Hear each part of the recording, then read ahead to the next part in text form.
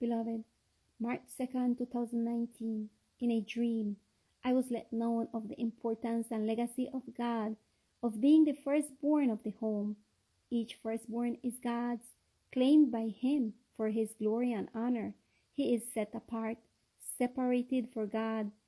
And I was let know this: the firstborn, therefore the family, head believer in God, is in charge of guiding his house in the path of God.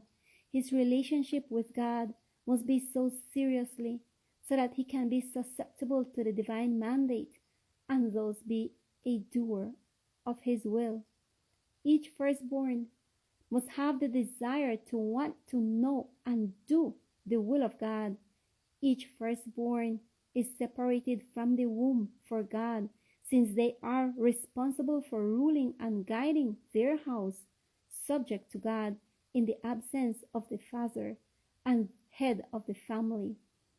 Each head of the family who serves the living God, being a believer in the present truth, must humble himself before God and ask God for his power to make his firstborn male understand what God expects of him.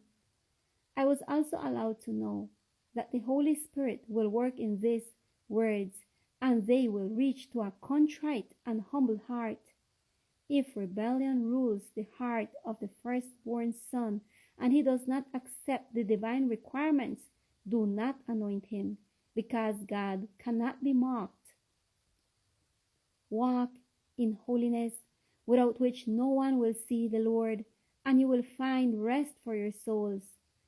I was let know that the people that God will lead to Canaan will be those who preferred him over all earthly things, including father, mother, son, daughter, husband, wife, and all material things. This salvation, being individual, will not be the responsibility of anyone but of the individual in particular. Prepare for the final refreshment, because I tell you that it will not come without the early rain. Make a pact with me and you will find rest for your soul. Be wise and spend your time in what you benefit from. Your days should be like the fisherman who goes out early to throw the net, and so you can do, and so you will live. I asked my Lord, how are we going to do it, to divide so much in so little time? And he answered, learn from me. Before the sun rose, I was already in communion with my Father. Then I would take the material sustenance.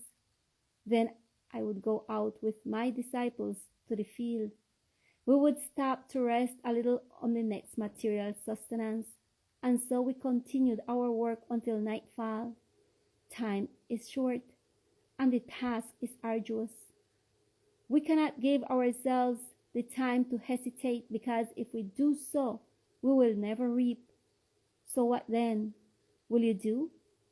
Wake up before the rising sun and seek my face, and I will let you know my will. Go to the field and sow the good seed and take care of it, till and reap.